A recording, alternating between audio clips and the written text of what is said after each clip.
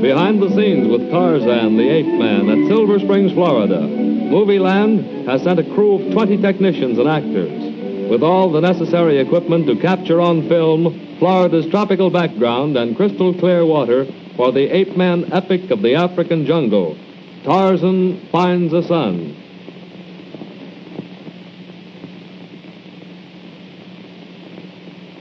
A crew of 4 expert lens twisters, under the capable direction of head cameraman Len Smith, is setting up a battery of cameras. Charles Salerno, one of Hollywood's finest cameramen, is on the job manning one of the expensive click boxes. And here's Len Smith looking for sunshine through a filter. Meet Stan Briggs, in charge of the Tarzan shooting script. He marks off each scene as it is completed and checks against mistakes in action or costumes.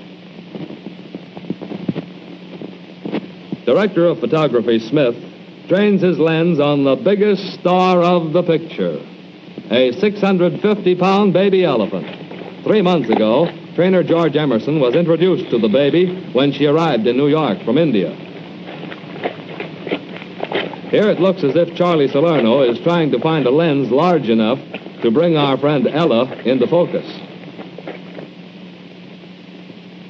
Meanwhile, little Ella, whose real name is Baby Beanie, proceeds to get a trunk full of water.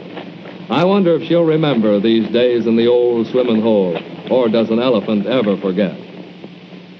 2 cameras are trained on Beanie, and at the signal from the trainer, she's supposed to run out of the water and dry herself with sand. Bravo! Our Shirley Temple of the Jungle performs to order, with her trunk full of tricks. What a gal, what an actress, what a sight.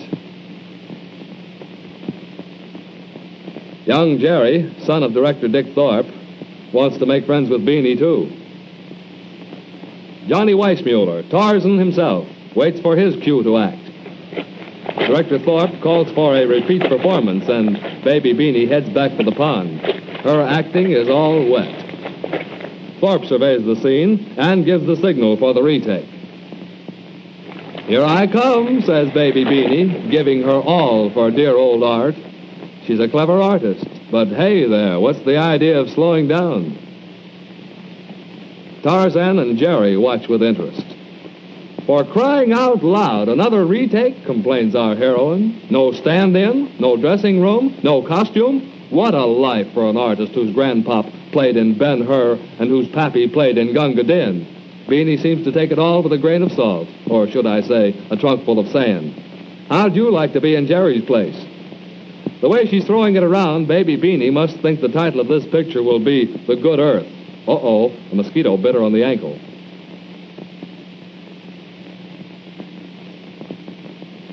And now that we've seen the trunk department, let's take a look at MGM's grip department, which contains about $25,000 worth of jungle scenery. Geraldine, whose mouth is no buttonhole, has a face that only a mother could love.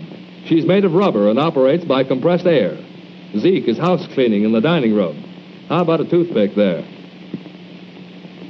MGM brought 4 of these rubber crocodiles to Silver Springs. Each one costs about $2,000. Like Charlie McCarthy, old Rubber Puss is kept in a trunk when she's not performing. Every precaution is taken against accidents, which sometimes cause expensive delays. On every location trip, extra scenes are shot of the surrounding country. These are used as moving backgrounds for studio shots. Some are filed away for future use. They're known as stock shots. And now the camera crew takes off in his open-air Pullman to make some African jungle background shots. Here's Director Thorpe setting the pace. Perhaps he's running for mayor of the jungle. The hanging moss, which grows abundantly in this section of Florida, gives a beautiful three-dimensional appearance to these jungle backgrounds.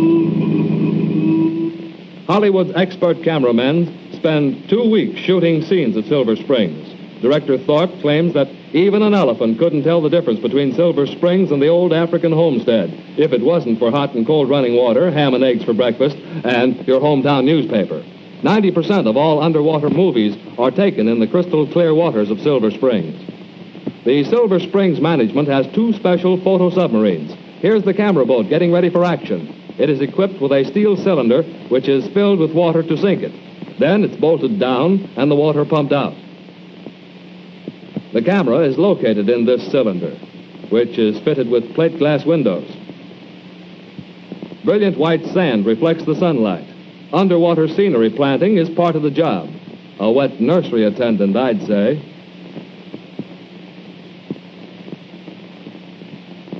A test film is placed in a special developing box equipped with stopwatch and thermometer. The developer fluid, brought from Hollywood, is in a thermos bottle inside the light-proof box. The film is pulled down from the magazine and developed by hand. This strip exposure is for test and technical purposes only. No Sally Rand strip exposures allowed. The crowd prepares for the call. Action! Camera! Splash! Tarzan Weissmuller hits the water and swims into camera range. In each of the photo subs is located a camera crew. One camera gets the close-ups, the other the long shots. The script calls for Big Tarzan to swim into the scene, followed by Little Tarzan, played by Johnny Sheffield, 7 years old. This is the youngster's first movie. However, he appeared in the Broadway play entitled On Borrowed Time. In this scene, the half-pint Tarzan swims away piggyback. The actors can't breathe water, so they find it's a breathtaking scene. Something went wrong. Some elbow epidermis is missing. The director orders a retake. Since 1932, Weissmuller, the originator of the part, has been the most successful impersonator of the dauntless ape man created by Edgar Rice Burroughs.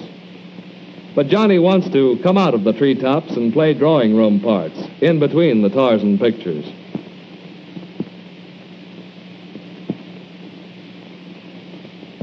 Movie making requires the patience of a man waiting for taxes to be reduced. Numerous retakes are needed to get the desired results. But, at long last, the cameraman okays the piggyback scene, and Tarzan takes time out. Careful there, Johnny. Don't rub off the African suntan. He wears orange makeup all over. The scene shifts to Tarzan Jr. All day he floated downstream on a giant lily pad, unaware that he was approaching dangerous rapids and roaring falls. The camera crew gets ready, and Assistant Director Zimmer stirs things up. Kneeling on wooden decks is hard on the knees.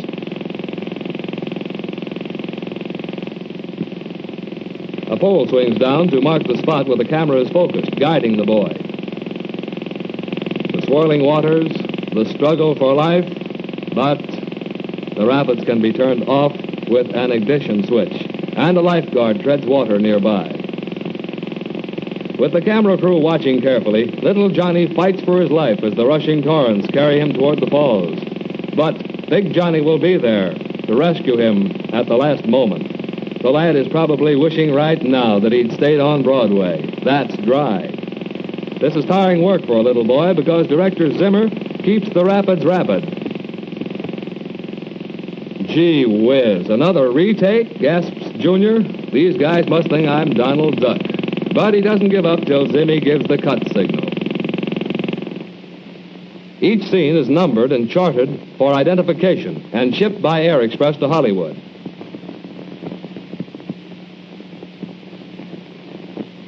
Head cameraman Smith and director Thorpe scan the test strips, checking for sharpness of focus, density, and exposure. The whole crew will tell you that Thorpe is not only one of the best directors in the business, but also a swell guy personally. He directed Tarzan Escapes, Night Must Fall, and also Huckleberry Finn. And here they decide that all is well, and they think they go home now. Ocala will miss the movie people and also miss the payroll, which went for rooms, board, stand-ins, and construction work.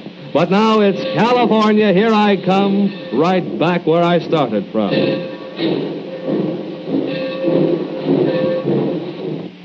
Through this movieola, the films are edited, and at last, the artistry of the actors, directors, and technicians, like beans and sardines, ends up in tin cans, ready to be exhibited in first-run movie theaters throughout the world.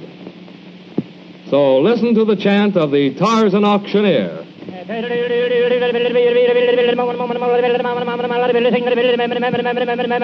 Sold American.